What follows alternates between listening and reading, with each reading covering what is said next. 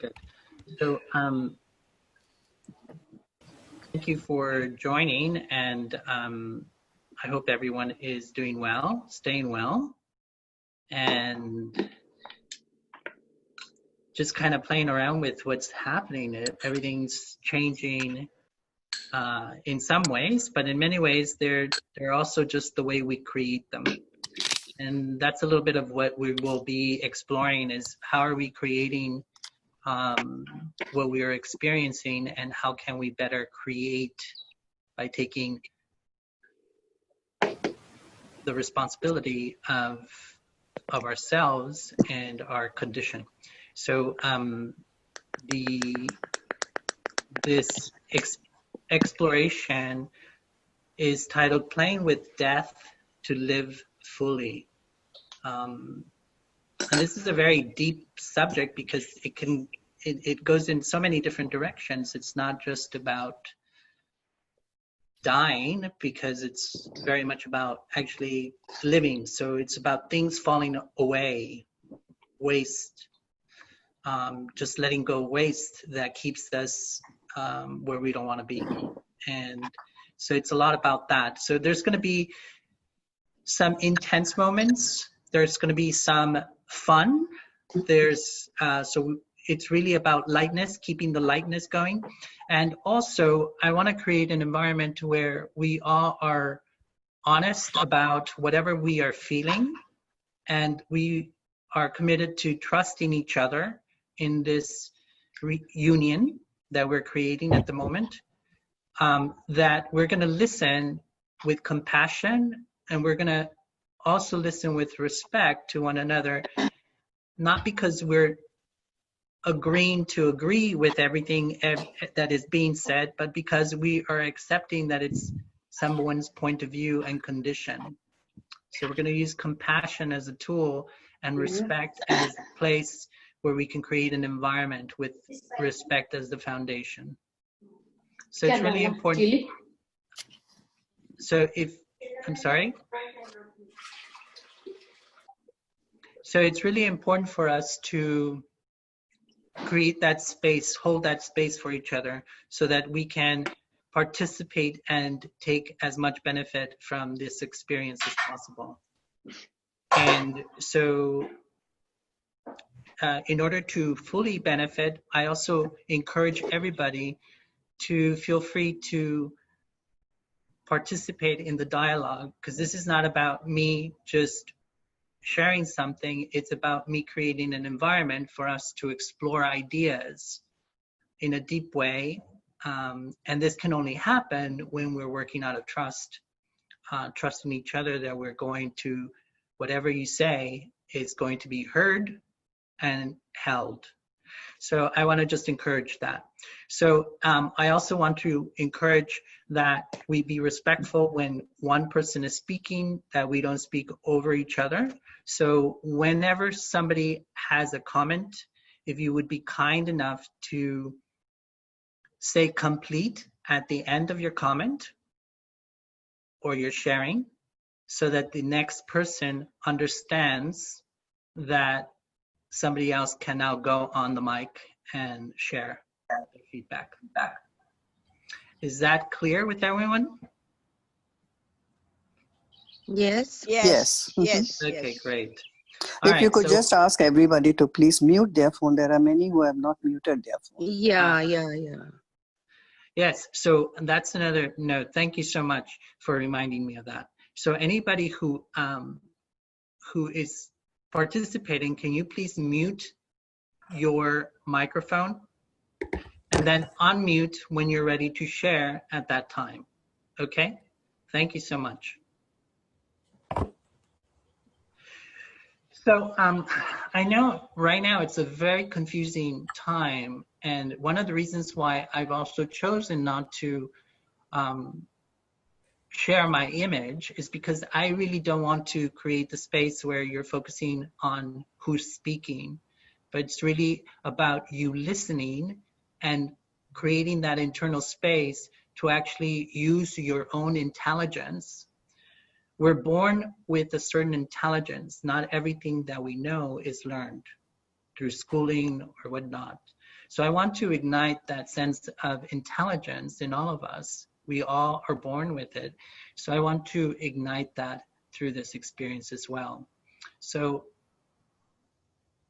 I am simply a sound, a voice, and I'm sharing information so that it can create an environment for learning and for deep sort of revealing. So I thought that it was really important, especially at this time when everybody just wants to know, where are we? How are we doing? And we're relying on expert voices, people to lead us, people to tell us that everything is okay or that it will be okay. But at this time also, it's very important for us to really use our intelligence in the sense of understanding facts, because there's so many stories and the stories keep changing. And so we need to really use our awareness so that we can actually, like if you were in a courthouse and you were in doing a lawsuit or whatever it is that you were in the courthouse, you have to prove your innocence. You have to prove whatever point you're there to argue. And so you use evidence, you use facts, right? And so this is also about using facts. I don't want you to just believe me or believe what you see, but I want you to also use this as a stepping stone to further investigate. Okay, so it's really important for you to understand that it's important to not just take on information, but actually do something with it that's constructive, but also that reveals deeper truths.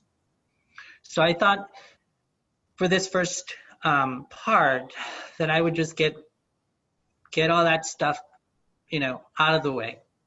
So as of yesterday, as you can see the screen, world population, pretty big. And births just this year, a lot. So births just yesterday that occurred throughout the entire world, 273,185 just in one day. And at the same time, this 17 million deaths occurred just yesterday, as of yesterday. So things are happening. There's a natural cycle that occurs, and we witnessed it throughout our entire lives. Our entire lives, we've been around it. We see it in nature, we see it in ourselves, because we understand certain processes, cycles. We understand that the moon goes, through its cycle. We understand that the sun goes through its cycle because we witness it. Our entire lives, we've, in one way or another, been subjected to feeling not so well, where the body gets weakened and we find a way to make it better. I think that the coronavirus is a really interesting sort of occurrence because it's a complex occurrence. And it's complex because there's a lot of mixed information relating to it. And we're looking at it from the filter of fear of dying and the fear of being sick, becoming sick. And yes, it is important for us to protect ourselves and to keep our wellness. But when it's driven by an aspect of fear, it becomes destructive in many ways. So I'm using this information to get us to restart the engine of logic, reason, but also of our own spiritual awareness. And more importantly, to trust what we do know, even from birth, before we were given any information. We have certain capacities and knowings, and I want you to use that. So the coronavirus as of yesterday had taken 146,000 lives worldwide, where the population is 7 billion or whatever it is, right? Lots. So I also found that it was really interesting. I found this little detail: deaths caused by water-related disease this year. Just water, an essential necessity of human being, right? So that's happening too. And so there's all kinds of things happening outside of just what the media is telling us, what the experts are saying. A lot of other things. The world and nature continues around us.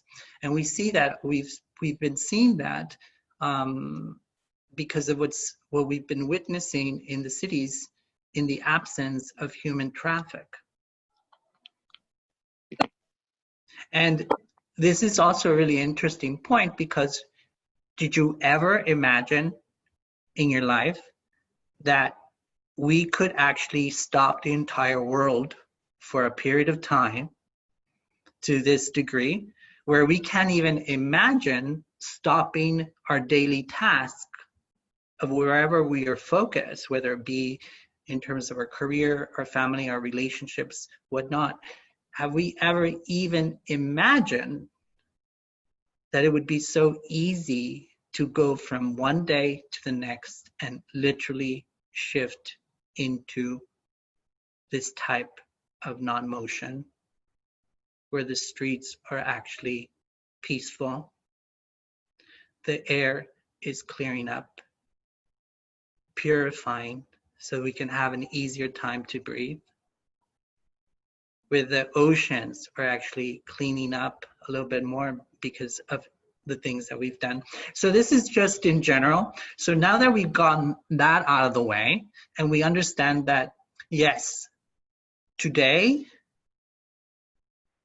people are dying, but also new births are occurring, and the rate is actually astounding. Every 8 seconds, a child is born. So there is hope. And the world as we know it has the capacity to keep on going the way we're going.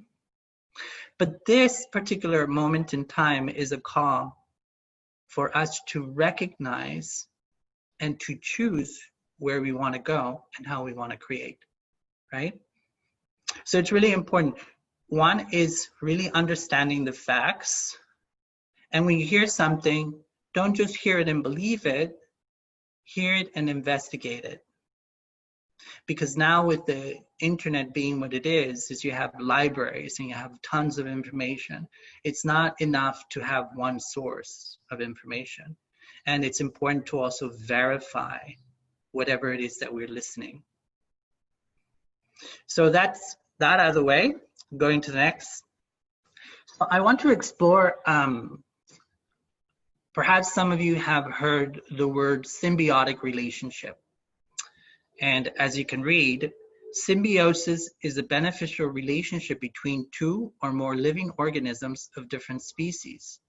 Symbiotic relationships may be long-term, short-term, physical, biochemical, parasitic, or mutually beneficial. Motivating factors that move organisms into symbiotic interactions are generally ones of nutrition, shelter, and defense. And there's different types of symbiotic relationships. Some are mutually beneficial, some are neutral, and then others, it's only one-sided. So we're going to explore what symbiotic relationships and how they actually are occurring in our lives without us actually having an awareness. And the other thing I wanted to go back to this slide. I wanted to point out one very important factor. In 2018, 59,329,031 deaths occurred in 2018. Where was our awareness that we didn't even notice that many people left the earth And that's very important. We are looking and we are operating out of the fear factor that 146,872 people, when just 2 years ago, 59 million people left the planet.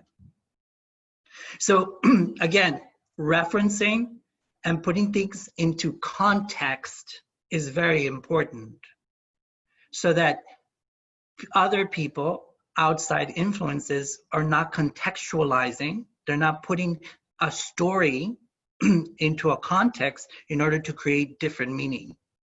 So that's also a very important aspect of how to use our intelligence.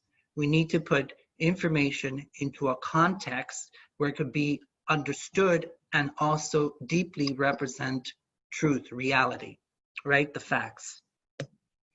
So I'm gonna, there's a story that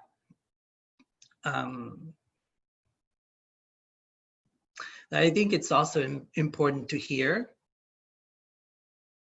and to become a little bit aware, because it might shift our perspective on our situation. So a symbiotic relationship. There's a symbiotic relationship between this little bat. His name is Happy Bruno. And Happy Bruno has lived happily with all kinds of things happening in his body. And he happens to have a little friend that accompanies him everywhere he goes. And his name is Pingy Virus. And there's a whole community of friends and community of Pingy viruses inside of every bat. But one day, Happy Bruno, the bat, took off because he wanted to bring back some food for his family. He happens to have a newborn, and he flies off and he goes and starts doing his thing that he does every day without a concern in the world. And he goes off, and it just so happens that that day there was a human being who was looking to capture some bats to take to the market. So unfortunately for Happy Bruno, he was captured and taken to the market, where he was sold and prepared as a meal. So the human being then went ahead, ate the bat, Happy Bruno, and a number of different things that were already inside of Bruno, and lived there in harmony, because Pingy virus had a symbiotic relationship, a symbiotic existence with Happy Bruno. But here comes the human and cooks the bat, because they feel that for whatever reason, this is nutritious or a good thing to do. So they take it in. Time passes. A couple of days go on. The human being begins to feel stomach upset, a little scratchy here and there. He thinks he has a cold. He starts to do whatever he does to remedy it, as we all want to live, right? And we all have the right to live. So he starts to take his medication. He takes his grandmother's home remedy. He drinks it. And what happens? Well, he continues to get worse. His wife then takes him to the hospital. And unfortunately, there's not much they can do. But in the course of that process, this human being called Mr. Doe John Doe, we'll call him John Doe. John Doe, during this time, he was coughing and, not knowing what he was doing. And consequently, the story goes like this. Oh, by the way, Pingy virus is how nature knows this virus, but he was then renamed killer coronavirus by human beings in order to describe him and understand it and also name it and create with it. So that's also important, right? Nature has a certain relationship, complex relationship, and we human beings are part of that ecosystem. And so this happened, right? The bat had a family, was trying to survive. The human being caught it, ate it, and then we know what happened after that. Our fashion started to change a little, right? Our concerns started to change. Some would say to the nth degree, and still sort of in the process of finding how far we will go, how much we will evolve or devolve, because we've seen some interesting things occurring, right? We never imagined lines for shopping because it could only happen somewhere else. So one of the gifts that this virus has given us is this incredible gift. It reminded us of one thing, but it's reminding us of many things. But one of the things that I find absolutely exhilarating to actually contemplate is this virus had no prejudice. These little viruses have no prejudice because all they want to do is live. And they have no prejudice because they recognize that now they have a new host.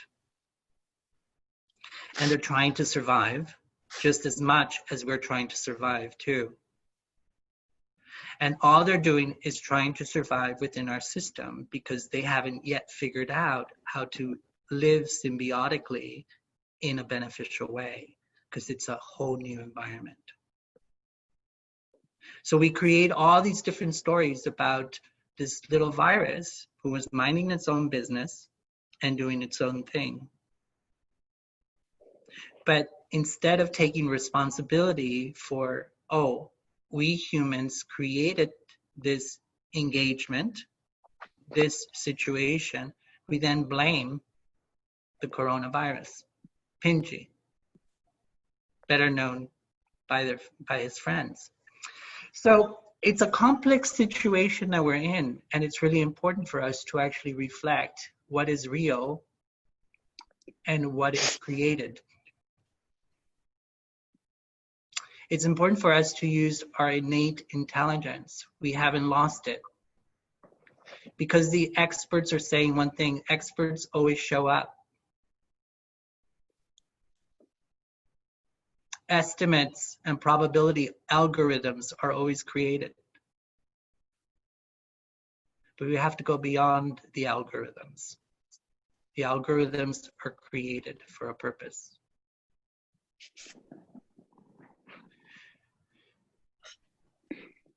I was going to show a movie, but I'm not going to. I think that you have been already filled with information, filled with visuals.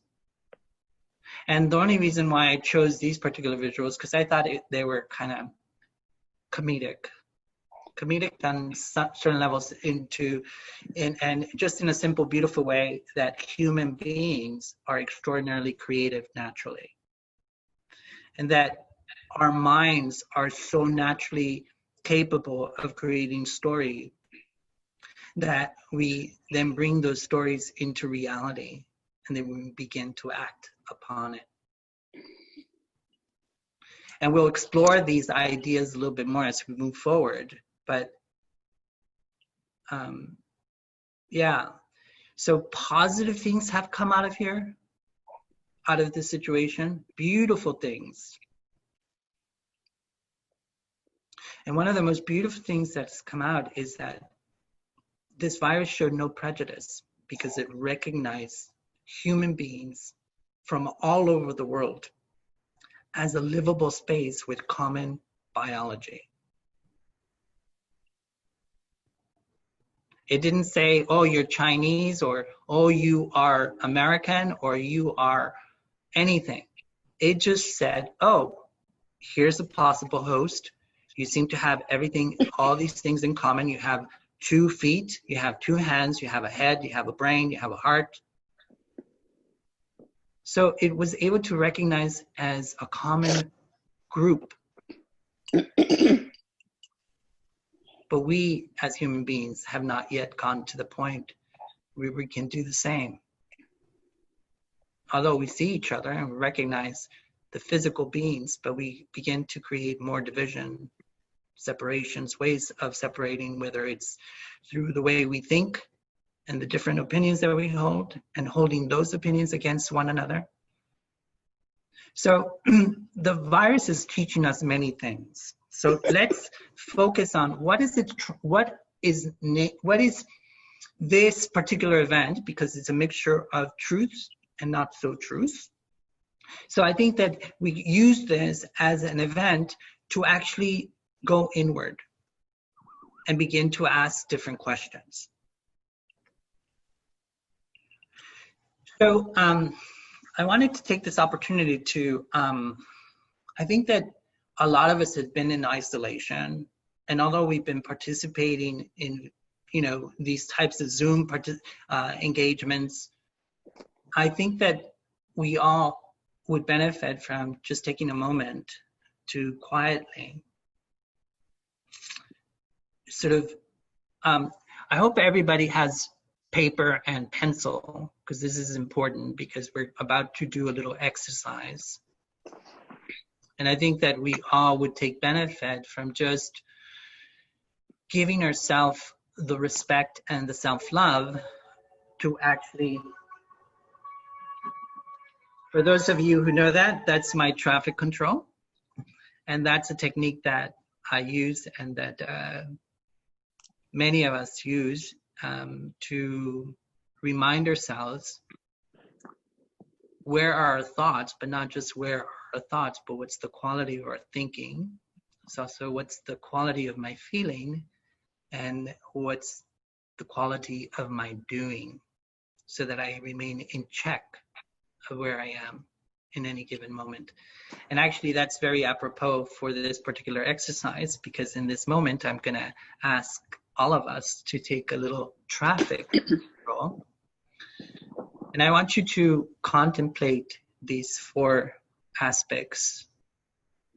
So during this time of togetherness and aloneness, what thoughts, and please be honest, in order for us to heal and for us to correct, we have to know exactly what is there. Just like a doctor, if the doctor doesn't know, he's a mechanic of the human body. And if the doctor is being told different information, it will lead him to different symptoms and therefore create a misdiagnosis. So in the same way, let us be honest with whatever it is that's happening in our head.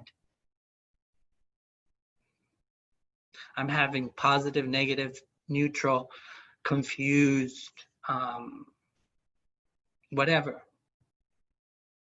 It's what you are experiencing, and that is valuable. So during this time, after we've gone through this, heard the story, we know what's happening in the world. How does that make your mind? What kind of thoughts is it producing? I want you to just take a few moments, but take a moment, 2 moments, 2 minutes, to just kind of give everybody opportunity to quietly, what thoughts are you having? Can I say? I'm sorry? Can I speak on the mic? Actually, you can, what we're going to do Write down? first, we're going to Okay. write it down, and then actually we will share. If for Okay, those thank of us who you. want to share, in order to create greater benefit for all of us, that would be wonderful. So first, we'll take a few moments of silence, 2 minutes of silence, to think about what thoughts, and I want you to really just write it all down. Whatever's happening in your head at the moment, just write it down. Wherever thoughts are recurring, and they could be worries, whatever it is, just write it down. So 2 minutes, okay? Let's go to the next part of this, and I want you to really, in the silence, feel and jot down those feelings that are coming up and that and have been coming up for you. It's really important for us to understand where we are at these different levels, because only by understanding those things can we shift them and create something new. So take a little bit of time, 2 minutes again, to just feel it, whether it's anger, whether it's worry, whether it's peace, whatever it is, just go inward and just be with what's there. Go. You have 2 minutes. We all understand the word yearning, right? Yearning is to wishing, hoping. What are we hoping for? And in that hope, usually it comes with, what are we wishing would be happening and will happen in the future?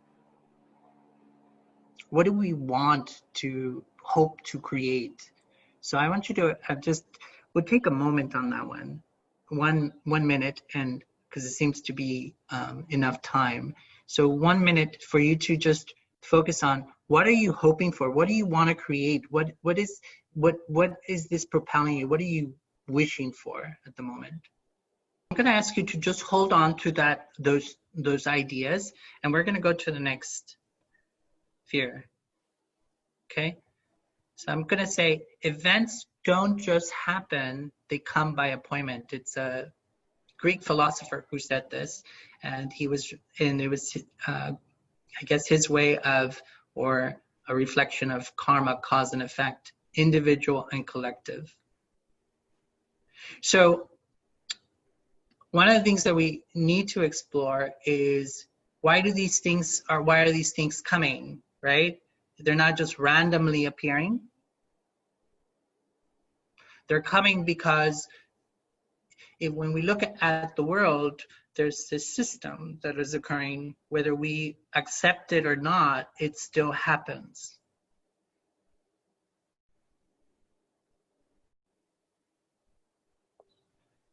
So universal laws are happening whether we believe them or not.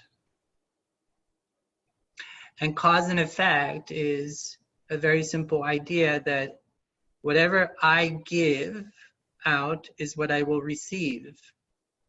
And that goes both ways, on the individual level, but also on a collective level. We as a society, we as a country, we as a planet, collectively, a planet of human beings, a human race, collectively are creating a certain energy, a certain giving, and at the same time, we will be receiving.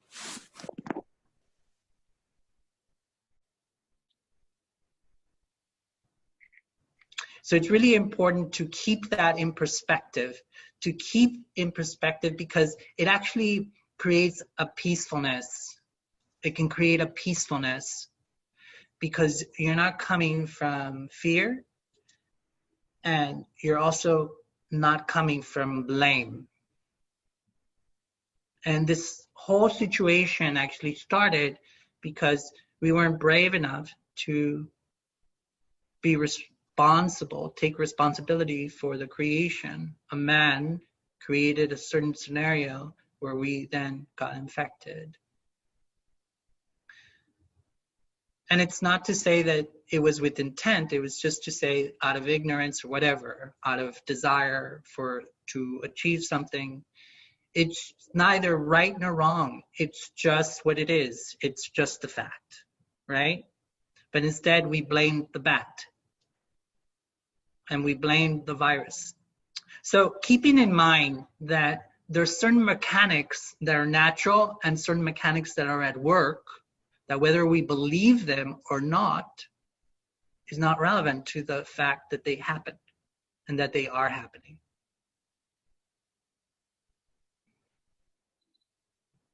And when we keep these laws in mind, also it creates a different relationship in the way we actually perceive the story.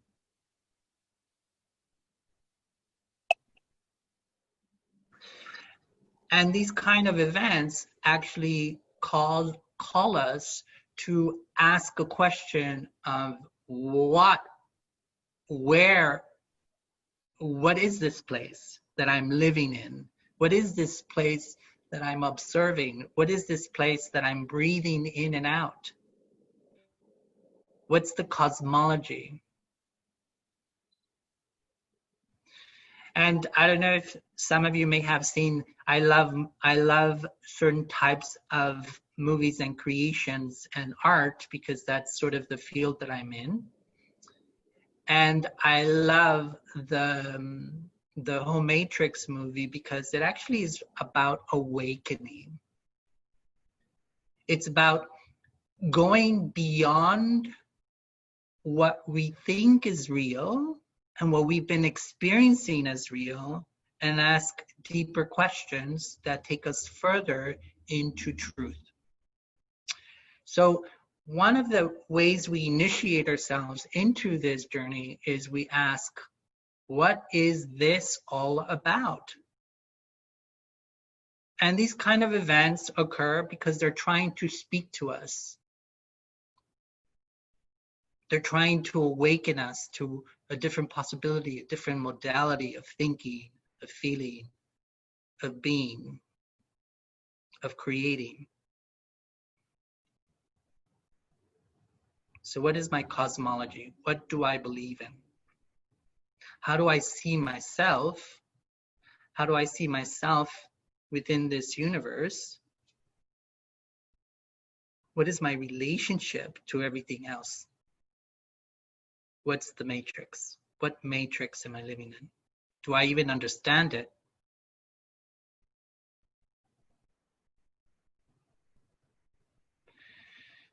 I think the reason why we weren't able to, as a whole human race, we didn't even notice that 50-some million people left the planet in 2018 and possibly more in 2019 is because we're so focused. We're so in the matrix. We're so focused in our daily task, in our daily wishes, in our daily desires, in our daily to-do lists, that we cannot break away our focus to see the broader picture, the broader occurrence. So it's a call for us to broaden, open up the mind, to broaden it, to look beyond the limitations that we have imposed and created through education, through thinking that everything we've learned is real without actually exploring it in depth through our own experiencing of it, our own intuiting of it. So it's a call to awaken from a dream that we've created and that we feel is real. So taking responsibility versus state of being absolved, released from guilt, obligation, or punishment. So this is an interesting sort of polarities. On one hand, we have the polarity of I am responsible, therefore I become accountable for everything I do. everything I'm creating, whether with my thoughts, my feelings, and my doings. And the other one is, although I am doing it, I know I am absolved from it, released from the guilt of it, from the obligations of it, or the punishments of it, because we've created different philosophies, schools of thought, theories, formulas, beliefs that actually create that space for us, where we move away from the responsibility aspect. I am creating, therefore I am responsible for the creation. And the other is I'm being absolved, so whatever I do is okay. In time, it should go away. In time, I shall be free. But that kind of thinking also creates a lot of systemic problems. We're going to go into some of this, but from a spiritual perspective and from a scientific perspective, if you look at it from a scientific perspective, responsibility is when I am looking to prove something, to prove a scientific theory or an idea, there's a very fine line in that process. And it's the fine line of being able to be detached from your own desire to make this particular study go your way simply because you want to prove your desire to be true. And instead, you have to detach yourself from it and actually look at it and really remain clean in your observation of the facts. So we also have to create that kind of scientific space or mindful space, the witnessing space. We need to create that space of fortitude where we can witness things happening without creating, adding, or subtracting to it. So there's a certain amount of responsibility, right? So what we do know is that we added a lot and subtracted a lot from the story of the coronavirus and our situation. So we created a story in order to meet the human purpose, and that's where we are. So we're gonna move on. So in this space that we are, where we have these kind of events occurring, what's happening is the cosmology, our ideology, the way we perceive ourselves and the way we perceive our space in the universe. Whoever just stepped in, would you kindly just mute your microphone? But during oral, it has to be done in such a way that everybody is aligned to apply it. And we are running it like that. Hello? Whoever just came in, would you kindly mute your microphone? Thank you so much. So because in this cosmological space where we're looking at who am I? What am I in this space? What am I creating? But I'm looking at it from the perspective of this physical body, right? So it's a body-centric. There's a new science that's happening in terms of neuroscience, and it's basically biocentrism. And biocentrism says that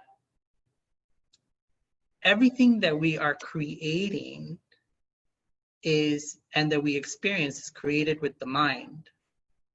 So consciousness determines our reality. So the consciousness in which we are creating, our belief systems, our thoughts, our feelings, and our actions, those are all aspects of the consciousness that is creating in the world, right? Even the words that we use become really important because words have power. Words create and ignite imagination. So as I said before, we become so blind because we're focused on one of these different force spheres, either the self the family, the work, or just distractions in the outer world. And we become so focused that we literally are in these four walls. It becomes almost like a jail because we can no longer see. And what's driving this modality of processing that's creating these kind of events in society and in our own lives is the resistance to change, the resistance to create newness. Because we live off of memory, and memory in terms of this happened to me, therefore I create a belief system to protect myself because I know that this will happen again. Knowing, I know, therefore, I don't need to take in new information because I know. Or I know, therefore, I won't listen to someone else because their opinion no longer is valid or has any importance because I know. Or we try to control circumstances. We try to control populations. We try to control economies.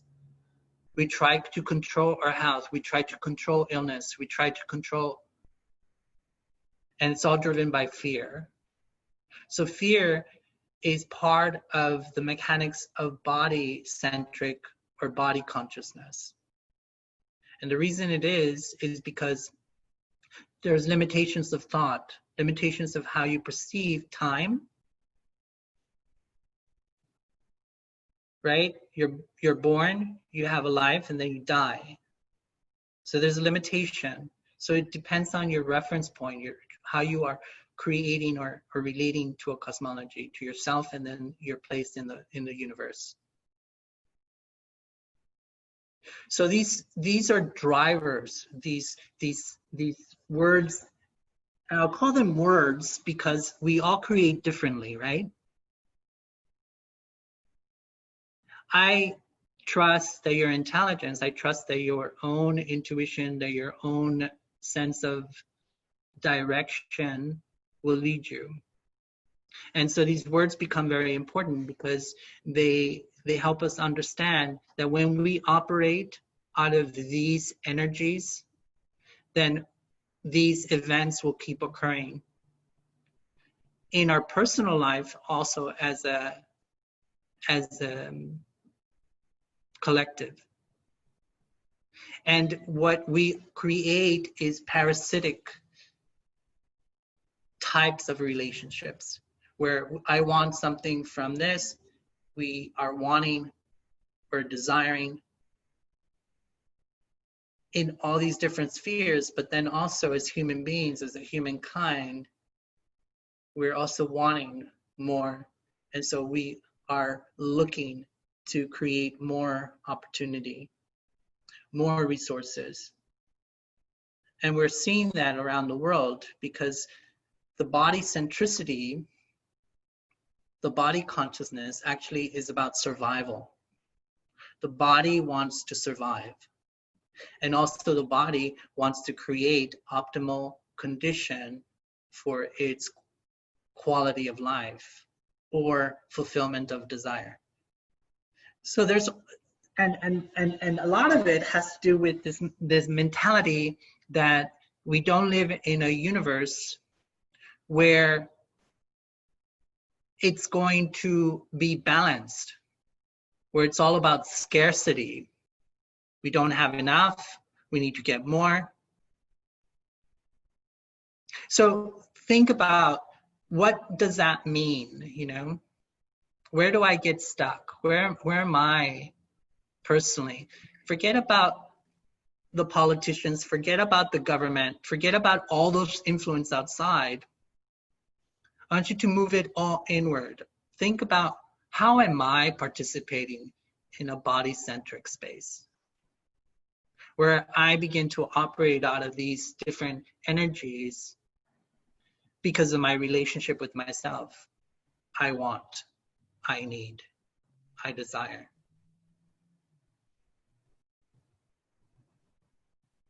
Is it a personal thing? I need to keep my body. looking great, feeling great, which is amazing. I think that's part of a healthy relationship, but not when it's taken to an extreme. And in all these, we also look, I mean, one of the biggest industries right now is relationship industries, because we're searching for what are we searching? And are we sure about what we're searching for? Because we search for partnership, but what are we actually searching for? For these are just questions. These are not directives. These are just ideas for you to contemplate. You're intelligent. You have capacities, use them. So this is the biocentric environment. So these are some of the ideas that I think are going to benefit us in moving forward individually and also as a collective. So just remember, consciousness determines our reality. So if our consciousness is focused on these types of energies, then it's going to ignite the kind of policies, the kind of experiences, and the kind of relationships we will have with each other, and also the relationship we have with the world around us, nature.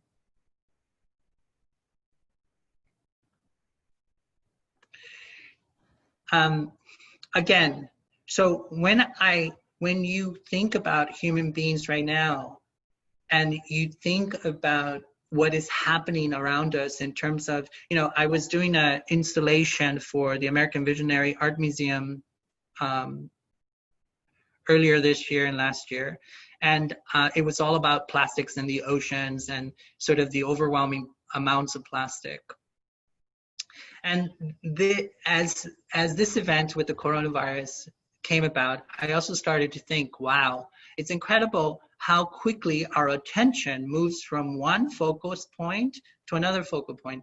Because when I was doing this installation and I was preparing it, it must have been just a period of a month, all the news and media and every personality on the screen was just talking about the horrific story of, the pollution to the ocean. But even before I finished installing the project, what I realized is, wow, did the problem go away? Are the oceans clear of all the plastics that they were talking about, of all the gyros with tons and tons of plastics that are spinning around in cyclones in the water, in all around the world? But the media wasn't covering it. It's still happening. So we operate in a certain way, and the way our relationship even to Earth and everything that it offers.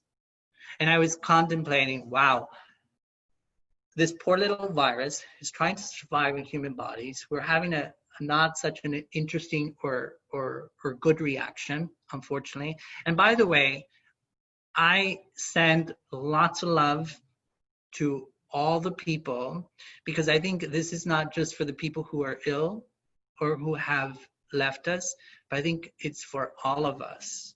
I send all of us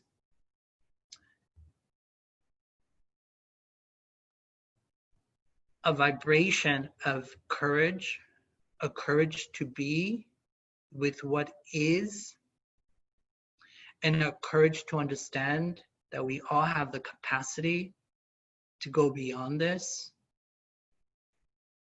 and that we all have to become creative in order to move away from these kinds of events happening to us as a collective. But we also have to really create a determined thought, commitment to ourselves to shift whatever needs shifting, to let go of the waste. So I send all those who have left their bodies a beautiful wish that they move from one form to the next with peace, and for all the families that have lost, I send them courage to know that they can move forward and that it will be okay. It's just a matter of time. I had to deal with the issue of my mother's death, possible death, because she was fighting cancer. So I moved to LA in order to deal with it. But part of our conquering the idea of death was, you know, when doctors told her she had 6 months to live, this is 4 years ago, after a number of brain surgeries, we said, okay, well, what is there to lose? Let's create. Let's look at this. So we took it and we ran with it. All right, well, this is a possibility. Let's deal with the possibility. So we took care of everything that she needed to take care of in terms of preparing to die, but then also preparing to live. So it's important for us to actually face things, be able to use that power to face. Because if we don't face what we are doing individually and collectively, we will continue to live as parasites, literally parasites on the planet. I thought that this definition was really powerful. A parasitic relationship is one in which one organism, the parasite, lives off of another organism, the earth, the host, the earth, harming it and possibly causing death. The parasite lives on or in the body of the host. So it kind of described us as human collectively and what we're doing to the earth. I mean, I'm thinking in terms of what happened in the Amazon. And a lot of it was human hand. I'm thinking about every plastic bag that we throw in the ocean, that's human hand. I'm thinking about the companies that are producing chemicals that are polluting the water, that are polluting the air. So we're doing a lot of stuff. And all of this, and instead of blaming the corporations and blaming the governments, we need to take responsibility for the little parts that we do. We don't let go of our cars. We just did because it was forced upon us, but can we do it by our own will? So those are really important questions. Do we want to continue this story? And this is, you know, I was thinking, wow, there's so much information, but again, these are things that because we are so focused in our focus with our career, our family, whatever it is that we're doing, we miss a lot. We miss that a lot of 56 million people left the planet, and we miss a lot of information of how we as a collective human race is behaving in relationship to the planet and everything it offers. So these are just simple examples. I don't want to go into them, but there's a lot of stuff that we're doing that we need to become conscious of because we're playing a part in it. It's not a dependent or independent scenario. It's an interconnected scenario. We're all in the same boat, and we all have the right to survive, to live. But what's the quality of living that we want to create? And the reason I thought that the example of the number of people who passed due to water diseases that were brought about with clean water is because we're not attentive to each other. We're not attentive to the homeless. We're not attentive to hunger. We're not attentive. We're not attentive. We're not attentive because we're too focused on our individual goals. So again, it's about opening the mind to awaken a new possibility. And I had mentioned biocentrism before, and biocentrism is really an interesting space because it's literally what I'm finding right now is that we're kind of in a conscious revolution. That you have people who are just totally in the body consciousness, I have to survive, scarcity. And then you have the others who are already beginning their journey into conscious living. And what does that mean exactly? Is it just doing physical yoga for physical sake, or is it actually awakening something deeper? So there's deeper questions that we need to be asking for ourselves individually and also collectively. So this biocentricity is an interesting thing because this Dr. Lanza is an expert of regenerative medicine and scientific director of Advanced Cell Technology Company, known for his extensive research on stem cells. He was also famous for several successful experiments on cloning endangered animal species.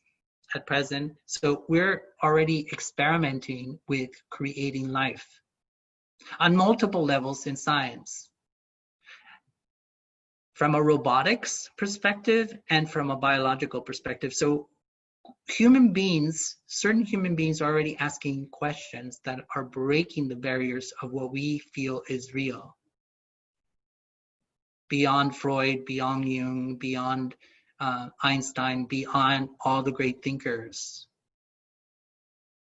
We now have to become great thinkers ourselves to go beyond what we know and what we feel safe in.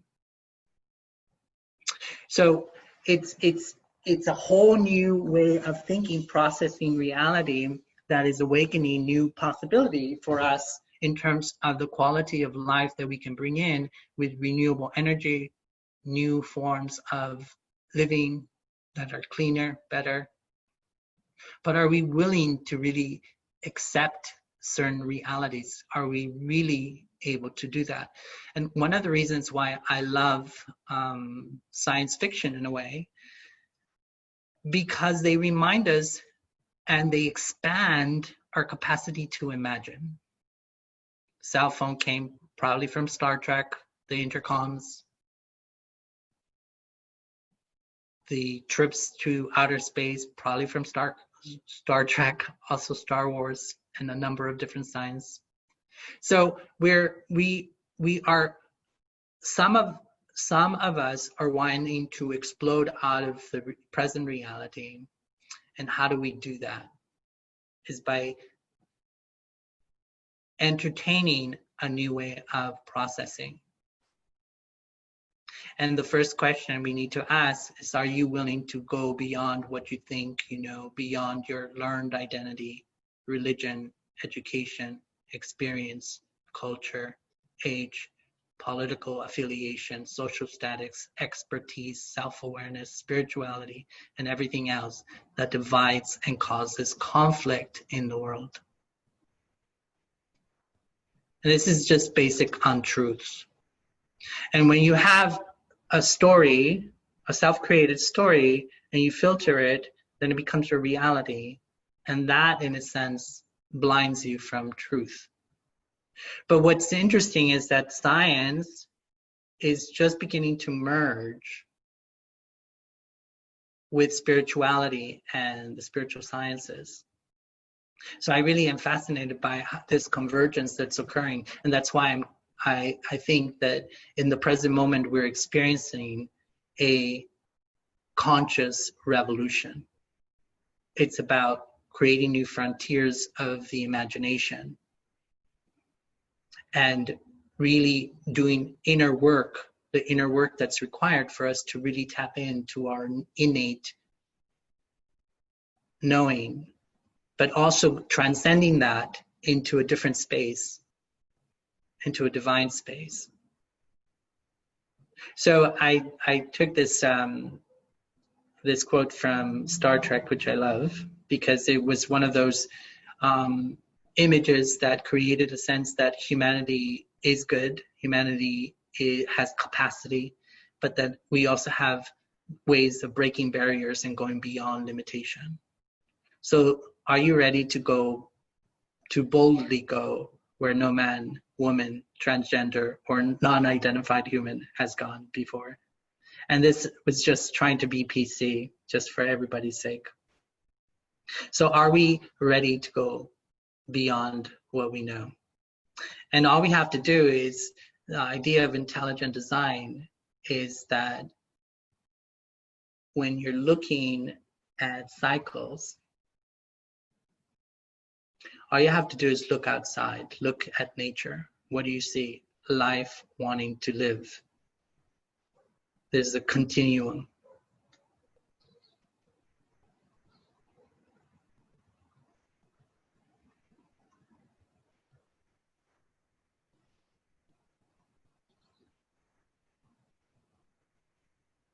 There's a continuum. It just wants to continue. So the butterfly lays eggs, becomes a caterpillar. It goes into a cocoon, and then from the cocoon, the butterfly rises. And I think that what it's described there for me is the idea that we are transforming at the moment. We're going through a transformation. And this transformation is an important one. Again, science, intelligent design is saying that there's a right, there's a reason, a time, a space for everything occurring that is occurring. There's a sense of purpose. And so I want to go to a different environment now, and I want to ask the question, what do you believe happens to people after they die?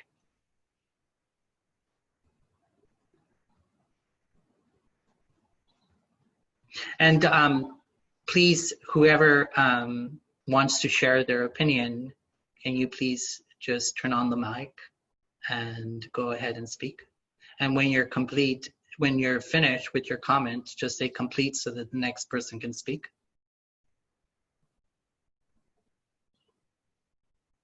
Anyone?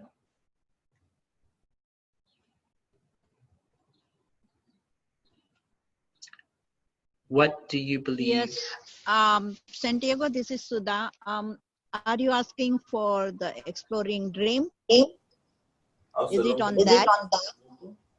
Yeah, it's basically if you can just take a moment to think about what do you believe happens to people after they die.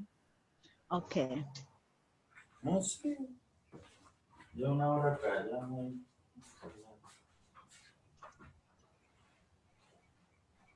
Well, it's my belief, and that's what I have learned from the ancestor and learning now also, that we take another birth, means the soul never dies. It's and the body perishes. Yeah. Anyone else? That's what happened. Om Shanti. Om Shanti. I believe that the soul comes out of the body as an energy, and it kind of recollects, and it kind of visits all the people that are also have passed and reconnects with all of them quickly, and then perhaps even all the other lives that that soul has lived before it goes into ready mode to enter another body complete. Mm-hmm. Anyone else?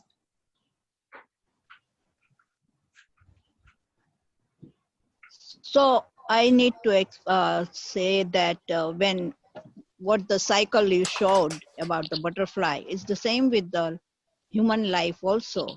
We are born as baby, then we grow into youth, into old age, and again we leave the body and come back as babies. Yeah. So the cycle goes on. Yeah, cycle goes on. So yeah, it's very interesting how life just wants to continue, right? We see it in nature all the time. It could just transform into something else. So Einstein said, you know, energy cannot be destroyed. It just changes its form. Mm-hmm. And so there's another question to this, in where does your belief come from, and how might it be different if you had been born somewhere else? So a lot of us are connected to a certain culture, whatnot, and the basis of the culture has a relationship with these concepts of birth and death and the afterlife.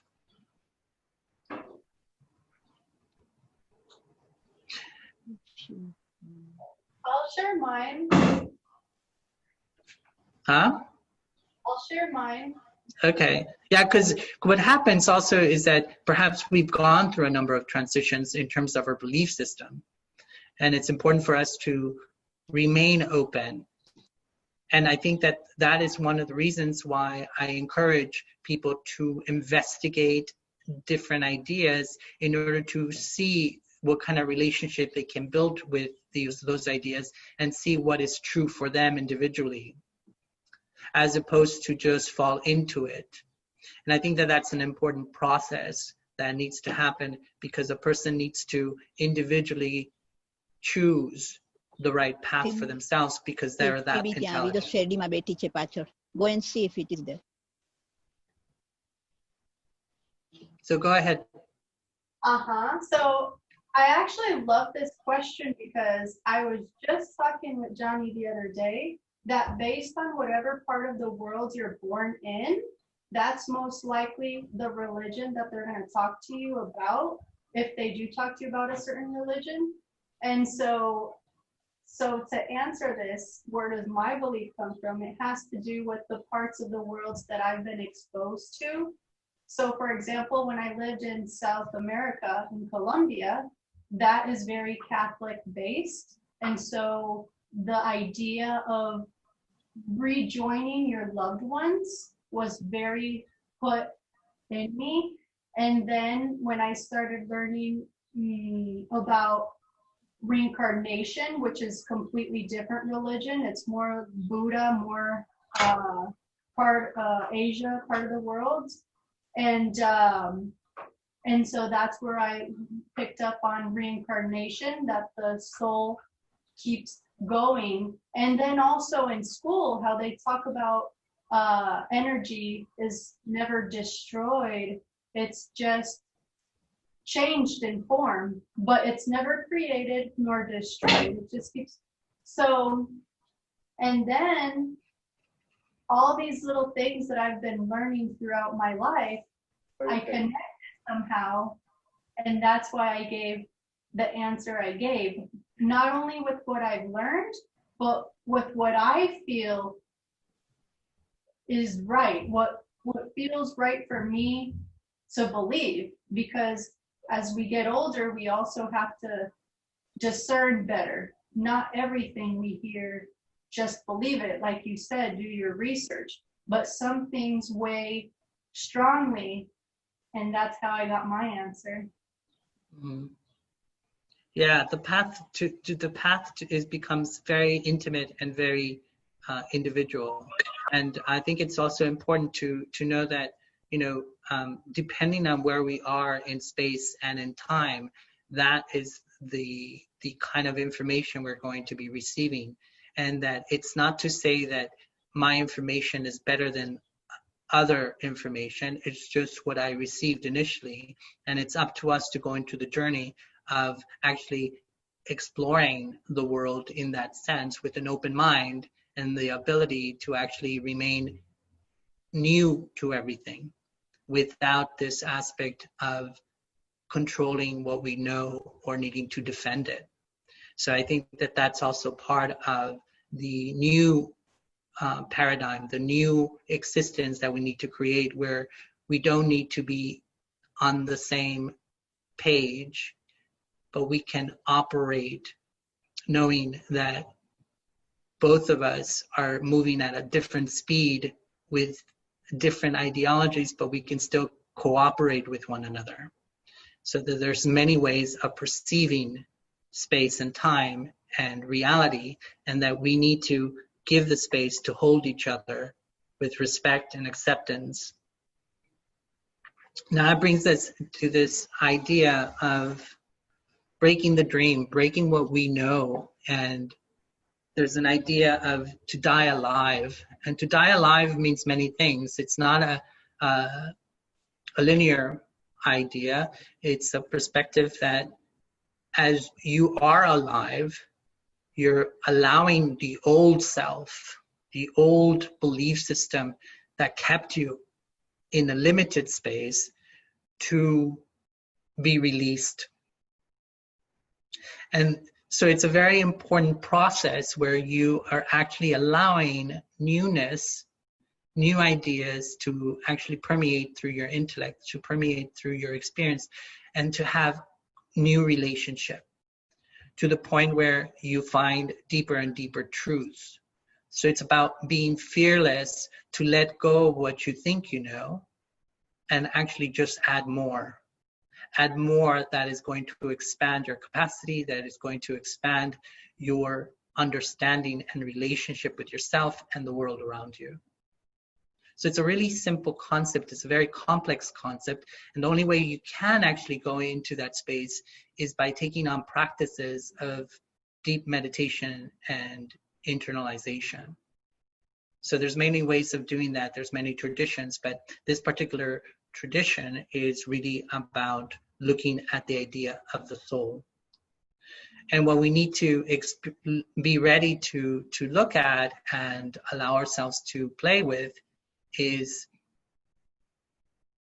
the experience of I can only experience what I give myself permission to think, feel, do, or be.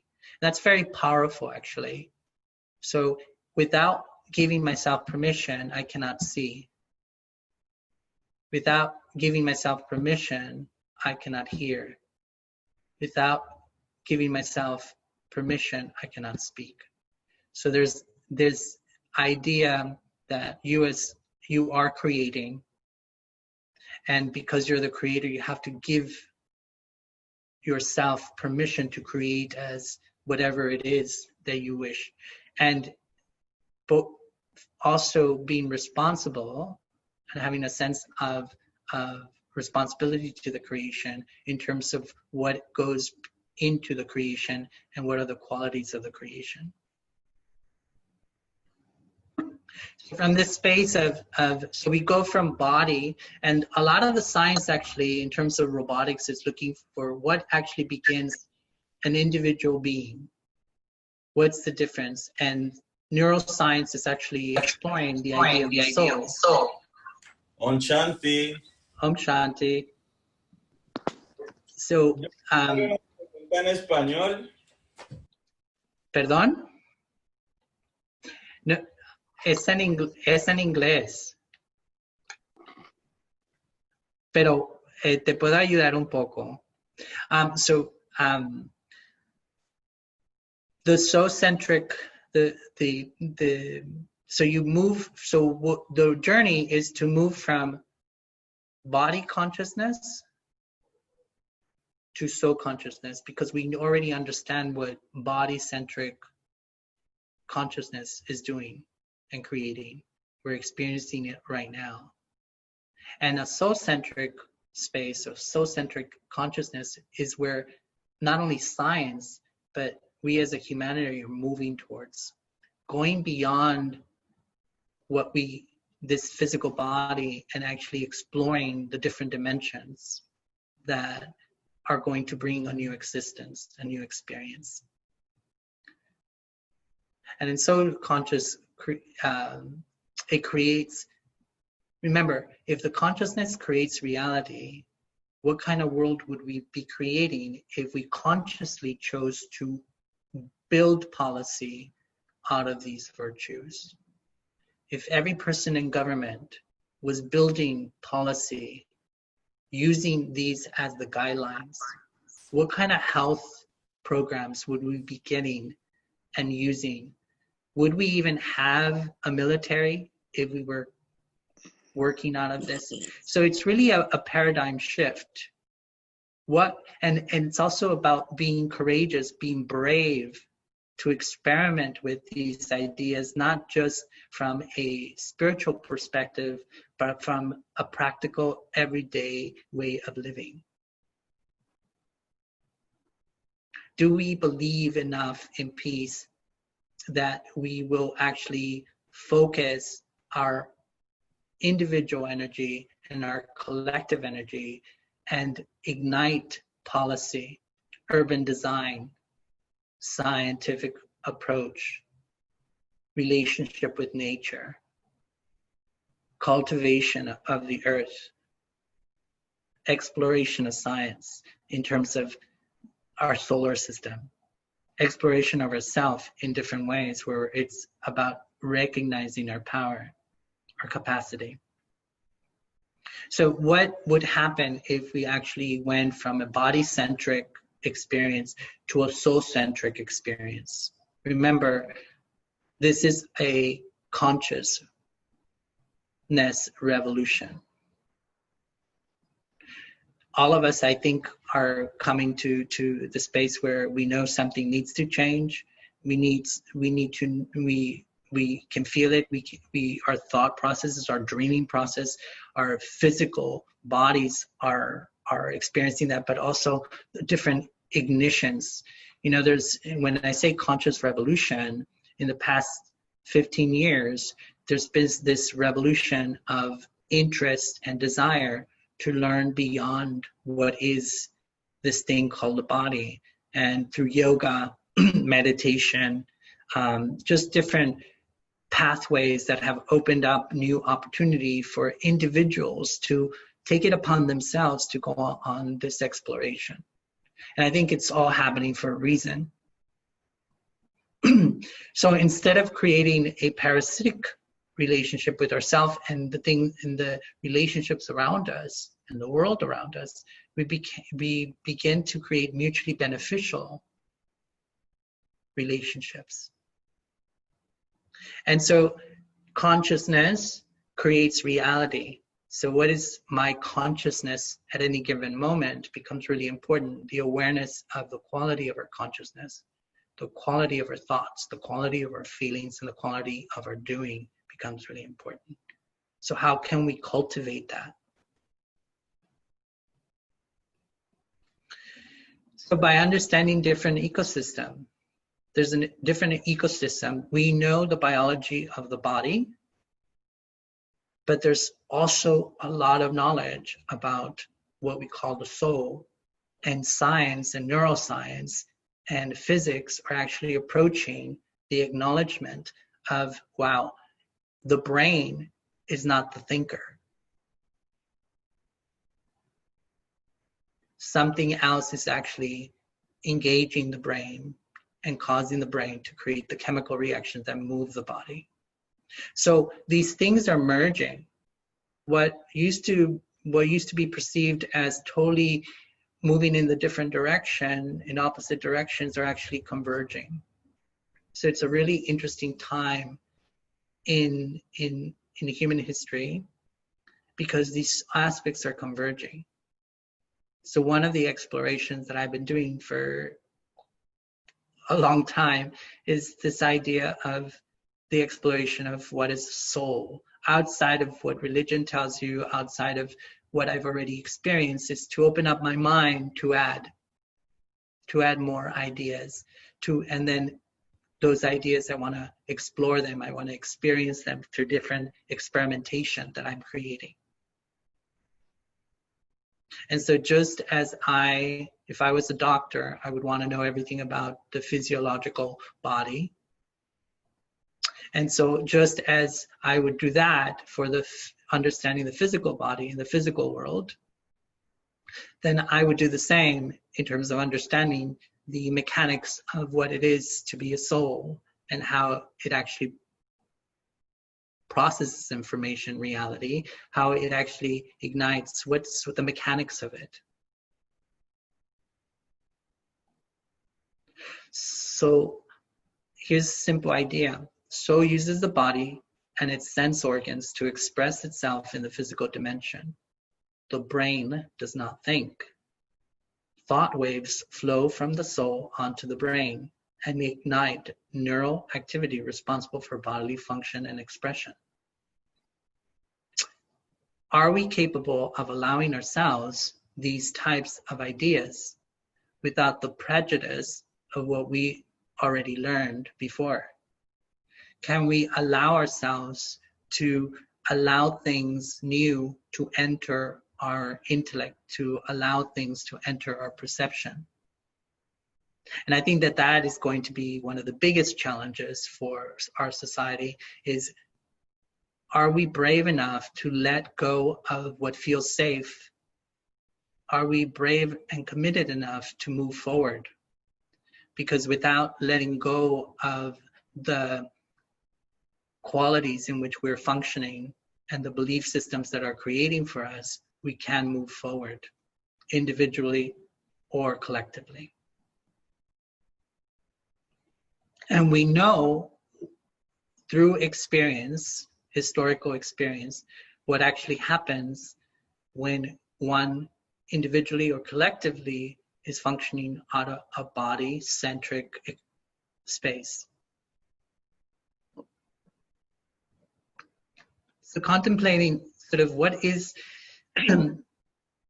are these concepts that they're not new in a sense, they're just being rephrased on certain levels, and a new conversation is being received and then exercised. So the temporality of the body, which has a beginning, a middle, and an end, and it's a temporal space, to the eternal space. What is eternity? What is the eternal part of myself? We've been, as human society, we've been speaking about it for forever. So now let's learn a little bit more, go deeper into what that means. If scientists and the world around us is beginning to merge into this understanding, let's create the space within ourselves to actually ask new questions. Am I an eternal being? Or just this physical body? To understand where the paradigm of my belief systems, even in relationship to the dying, what is it? What does that mean? Why am I so fearful of it? What do I fear? And I think those are just pointing to things that are weak within us and things that need to be strengthened. So identifying those things that need to be strengthened, understanding our reality on a deeper truth than what the story we as a society have created up to this point. So I think that's also very, so eternal, temporal, and then the integrated self. What does that bring? How does that work?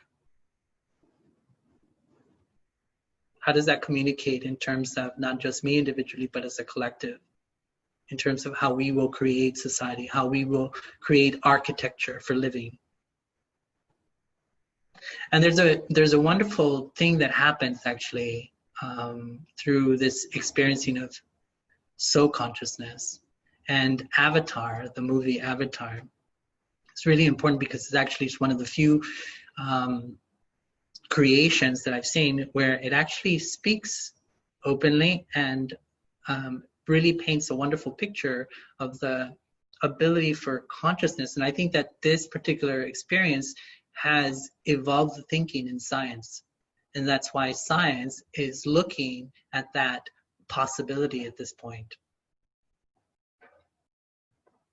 So what happens a lot of times is science fiction actually leads the way for culture to actually follow and imagine new creation. And what I love about this particular movie is that they have this phrase, I see you. And it's just an acknowledgement of having the ability to recognize that you are an eternal being, that you are a spiritual energy beyond the physical body, and that you have certain qualities. And those are the qualities that I'm recognizing when I look into your eyes. And I find it really interesting that during this time with coronavirus that we've been forced to put on masks. But the beauty of that too is that we actually are looking into each other's eyes.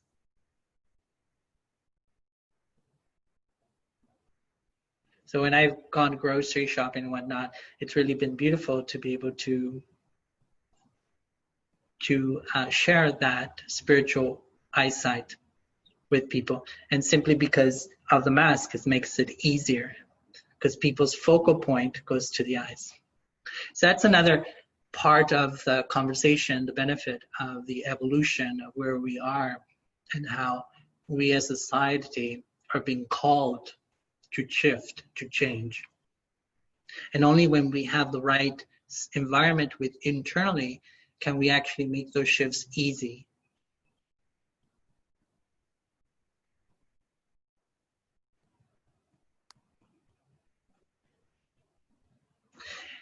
And people are wondering, wow, is this going to get any better?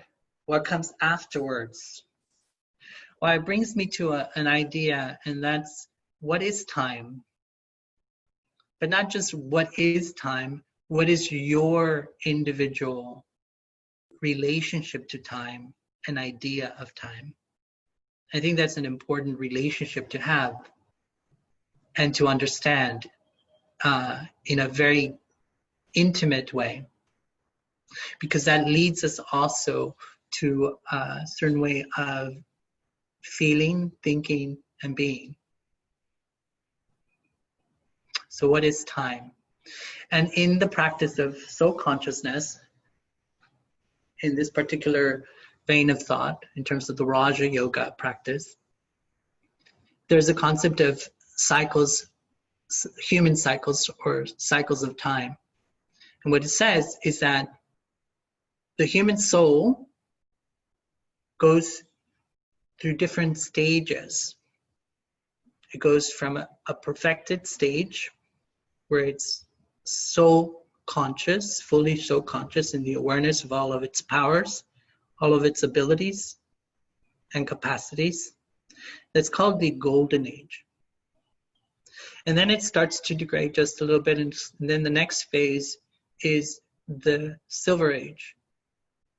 And then we enter another phase, and that is the copper age. And then we enter another phase, and that's the iron age. And according to the belief system in terms of Raj Yoga, it is believed that we right now are in the iron age. That's why these things are happening, because we're being called to shift from the paradigm of I am a body, because we forgot our original self. Now, a lot of the philosophies, a lot of the teachings, a lot of the gurus are, trying to direct you to the same thing. But I think it's a very intimate thing, and only you can answer what is real and what is not through your own experimentation in silence, through yoga. And so what will come next is up to us, because it's up to us how we create with what is happening right here, right now. And it's important for us to not create a story behind it or about it, add or subtract to it, but just look at it for what it is. It's a call for us to take responsibility, not only for ourselves, but also collectively. Because this cycle, this particular cycle, speaks of certain perfection. There's a beautiful thing happening. Just like we saw with the butterfly, life wants to continue. And just like this particular image denotes, it's about a continuation, an ever-evolving continuation. Just like the butterfly, we go from one form of consciousness to another form of consciousness. So what we are asking ourselves, what do I believe in terms of time, in terms of space? Cycle of consciousness of the soul versus lifetime of one body. That's the question. Where do I lie?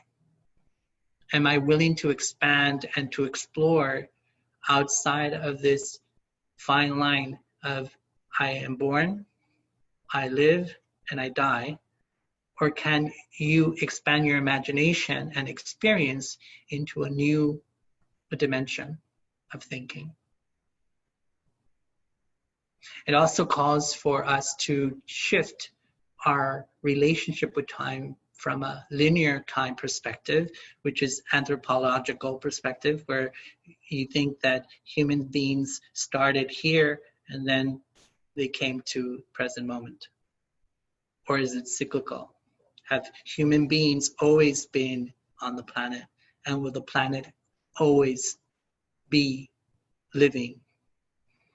And that it's all a transformation. And that in essence, there's no absolute time. Because as scientists, physicists are also coming to the conclusion that time and space is the creation of the mind.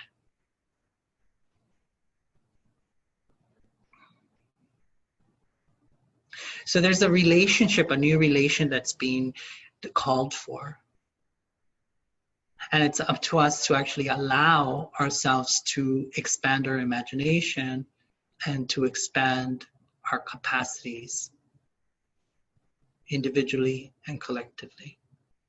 So there is no horror story.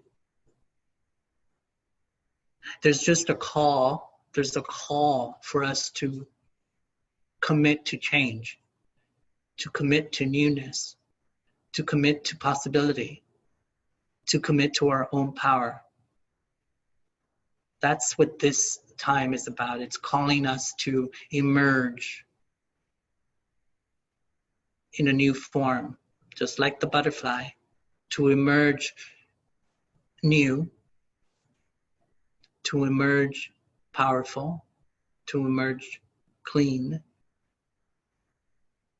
Because this period of time, in terms of being in the darkness of the Iron Age, is only taking us into a pure age. So this is a call. This period of time is a confluence of ideologies, of cosmologies, of theories, of philosophies, of religions, where they come to one point, the realization of we can no longer afford to be in a body-centric experience. We need to move into a more elevated experience, which is a soul-centric experience, because the energies from which we create a foundation for living, for experiencing, is so vastly different.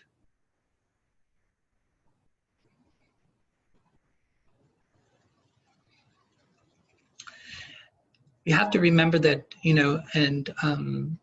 each one of us holds the divine power to dream worlds into reality.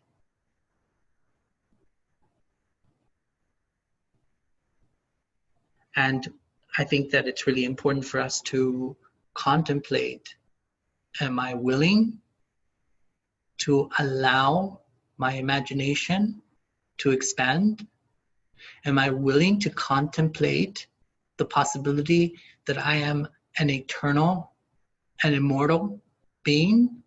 Am I willing to contemplate and experience my life from the foundation of peace, from a foundation of love, from a foundation of compassion, from a foundation of caring, from my foundation of unlimited creativity, from a foundation of immortality? Or am I preferring to stay in the space that we've been experiencing all along, that creates the suffering, that creates the destructiveness, that creates times like the times that we're experiencing in the present moment? So what do I choose? How do I choose to believe? And what's the foundation of my beliefs is an important question.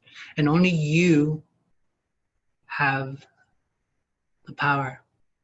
I think it's also a call for us to stop looking for the leader, stop looking into the government for protection, for safety, for caring, but really for us to understand that all these things that we are looking for are already inside of us. We just have to ignite them and live them, individually and as a collective.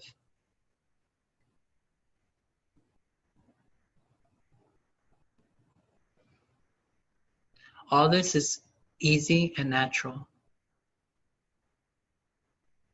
Just as easy and natural as we have been living up to this point in the illusion of this reality that has created moments like this.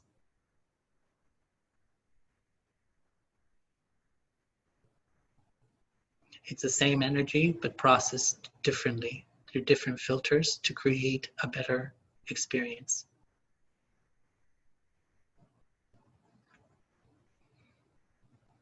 So one of the aspects that I think is very important for us to contemplate really quickly is the aspects of time. What's my relationship of time?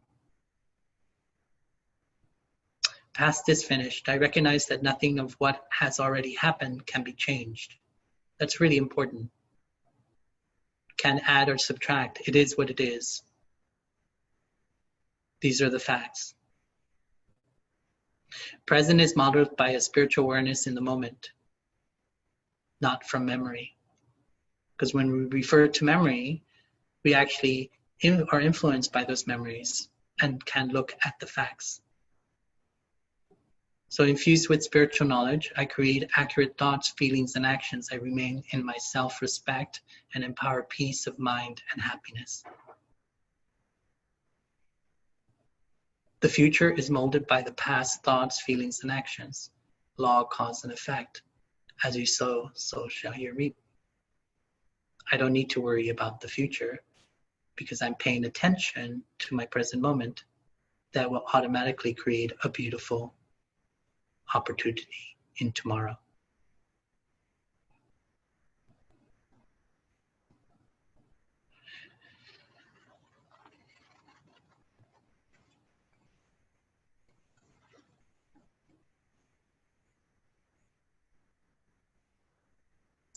Does anybody have any questions?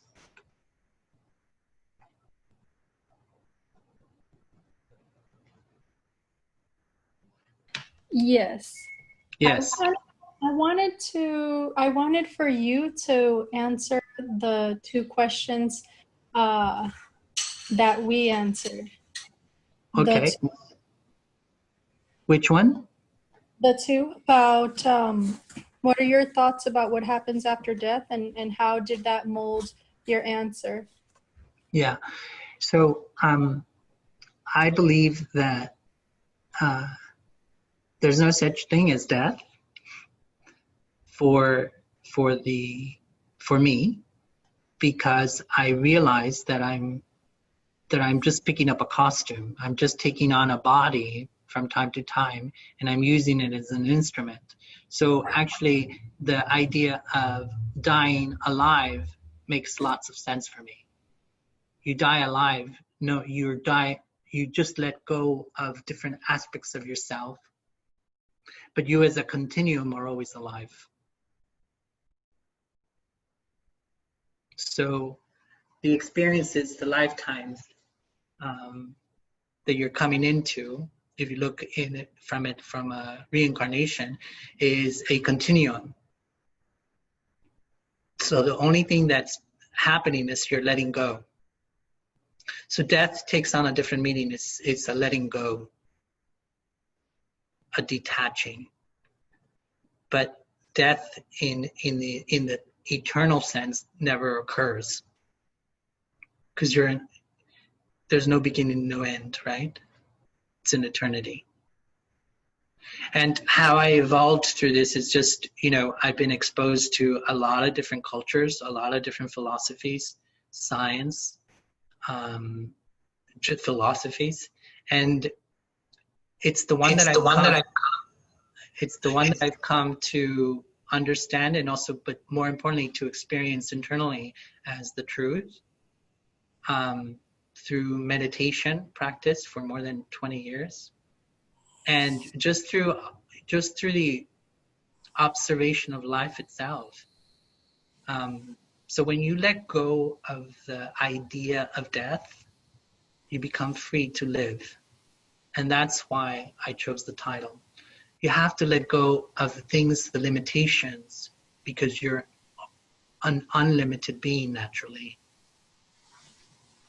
And that through spiritual engagement, through spiritual exploration, you're actually just opening a window to even more power. You're opening a window into the divine, and you're creating new relationships. When you're in the body-centric space, that cannot occur fully. And so I can't even imagine death in the same way that most people feel it, because it's already something that I've let go. And it comes from me letting go of a lot of things that I felt I knew. And it takes courage to let go of the things that feel safe, that feel secure. And I think that's what this time is also calling us to do, to be courageous. Does that answer the question? Yes. Can I piggyback on something? Sure. From the moment someone leaves their costume until they go into the next costume, what is that cycle like? How long does it take? What does it go through? How does it pick the next costume? Yeah, it's intelligent design actually points to these questions, and it does it beautifully. Is that intelligent design, it's a continuum. It's also an elegant design. So each time that you finish one experience, you are actually preparing the next. So science is now saying that mind is creating reality, right? So in that sense, the spiritual energy, which has just finished one experience, that consciousness begins to create newness. But there's an aspect of universal law and also the individual who is traveling that path. So on the universal law would say that, well, according to this particular space of beliefs, is that there's a drama that's much broader than just the individual, that's written and perfect, right? And we play a part within it. So in playing that part, in that intelligent design, there is a design for each one of us. And that's also an important factor for us to contemplate, because it's a perfection. There's things that are perfectly occurring, that when we allow our minds to get in the way of thinking that we know better than the elegant designer, right? Or the universal law, then we begin to actually create resistance and friction in the journey. So what happens is that when you leave one experience, you actually begin to create the next one. And that's why even in Buddhism, the last thought you have is extraordinarily important, because it actually gives a notation to the next experience. Because the body you will take, the family you will take, will also be part of that bond, will be created as part of that. So it's a very natural space. It's a natural space, a natural transition. And in this particular belief system, there's different worlds that you travel into when you leave the physical body. So there's lots of quantum physics. Quantum physics actually is talking about multi-dimensional existence, right? And this particular path actually speaks to that, but we call it the three worlds. And we can go into that whole dynamic, and I'm happy to answer more questions one-on-one, and also in different classes I speak about this. But does that answer the question? Yes, thank you. You're welcome. Hello, can I have one thing to ask you? Sure. You said few words for compete and emerge. Commit. What are the, you said possibility and some of the other things that I missed it. Aha, and when was this? Just recently, last 5 minutes, the commit. Okay, You yeah. commit to possibility and you emerge to new things. Yeah, Yeah, it's basically a commitment we're being called to commit to newness, but and also the question is, are you willing to commit and become that which you are? So are you willing to fully surrender to the idea that you're powerful? Uh-huh. So are you ready to surrender the experience of peace in every aspect of your life? Are you ready to surrender to release the idea of death because you know that you are immortal, that you are forever? So it's calling us to actually be the word or be the belief in the action. To go beyond just believing and to actually become the word. Does that make sense? Yes. Thank you. Thank you Mhm. so much. Very, Yeah. very informative information. God bless you. Yeah, and just one more aspect of, especially in times like this, one of the things that in terms of capacity building, we need to really pay close attention to what we're allowing in. So are we looking at too much news? Are we looking at experts' talks? What are we doing in creating the right engagement with ourselves and others? Are these activities that are depleting, taking energy, or are they energizing us? And we really needing to become super aware of that. How are our thoughts elevating us, energizing us? How are our feelings elevating, energizing us? Then how are actions elevating? So it's important to create little tools like the traffic control to, again, become aware. And right now, it's really a call for total awareness because there's so much confusion and misinformation and things shift from one day to the next that we need to really be aware and trust that our inner knowing, our inner direction, and trust our practice of silence and connecting to the divine, that's actually going to take us to a different depth of truth. Yes. Thank you. Yeah. Thank Yeah. So just one last bit. In order to create resilience and capacity, we need to begin to flex our spiritual power. So in these times, it really becomes important for us to understand what belief systems actually help us, empower us, and engage the capacity to understand that, yes, we will move beyond this, and that we have the tools, internal tools, to be able to do it with elegance, with royalty, with peace, with love, as opposed to confusion and God knows what else. So I am the creator of my thoughts. I am responsible for the quality of my thoughts. I have the power to change my thoughts. I create pure, powerful, positive thoughts.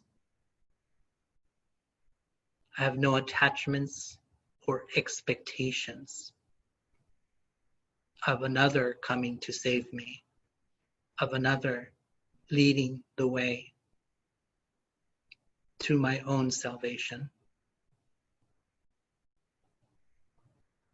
I release ego, anger, greed, hatred, resentment, fear, rejection, criticism, and the blame. I take responsibility for my creation. I take responsibility for myself and for the world that I am participating in creating. Whatever I recognize as needing to change, I shall make that change.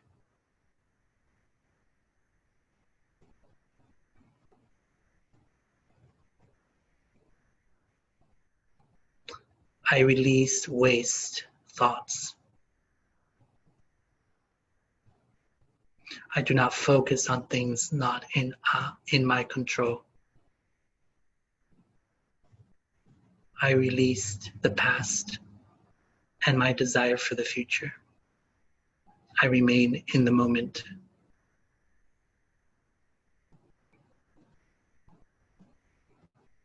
Knowing that I have everything inside of me, and with my practice of yoga and connection,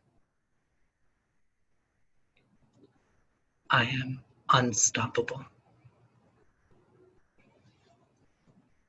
So just remember that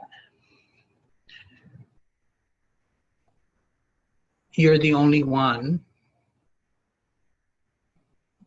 who can actually be the hero of your story.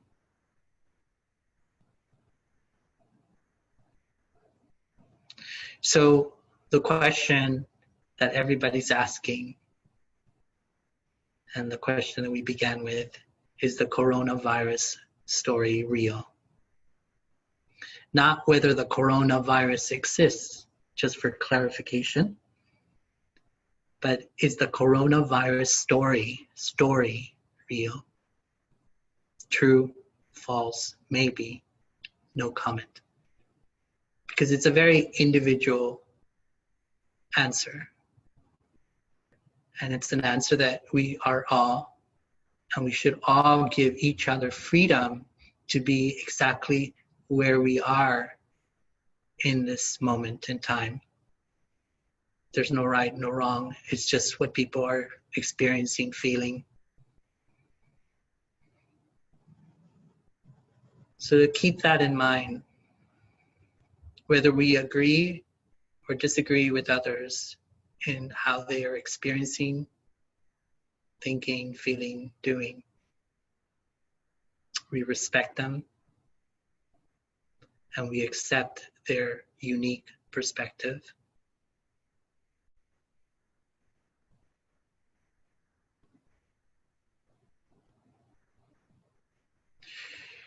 So I think it's a wonderful time in history, and I think that there's a lot of opportunity, and I think that nature and everything around us that is moving towards a beautiful direction is pointing to this amazing new world we can create. So keeping that in mind, I want to thank you all for staying with me. And I am grateful, and just remind you you are your best teacher. And for the real teacher, you have to go inside and listen. So I think we'll take 2 minutes of silence, and without music, if that's okay with everyone, I like to just create the music inside. Om Shanti, everyone. Om Shanti. Thank you so Om much, Santiago. Shanti. Bye. Om That Shanti. was real awesome. Thank you. We learn a lot. Thank you. Om You're welcome. Be well. You too. Thank you. Om Shanti, everyone. Om Shanti. Om Shanti. Om Shanti. That was wonderful.